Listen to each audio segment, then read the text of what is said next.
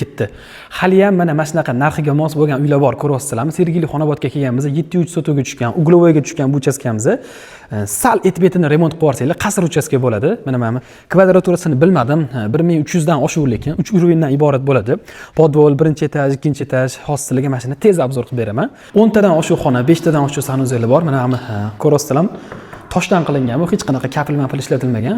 Shunaqa katta uchastka bo'lgandan keyin baribir bitta sauna basseyni bo'ladi-da, to'g'rimi? Bu uchastkamizda lekin mana 2 xil saunasi, sanuzeli, katta shunaqa basseynlari ham bor ekan.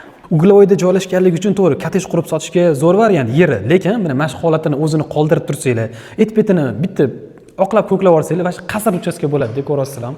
Kommunikatsiyalari, suv, svet, gazdan muammo yo'q. Infratuzilmalari, maktab, bog'cha, masjid, katta yo'lga ham yaqin masofada joylashgan, eng asosiysi metro yonginasida.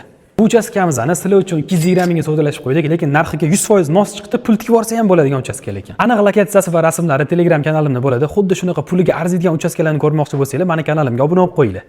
Video yoqqan bo'lsa bitta like bosib qo'yinglar.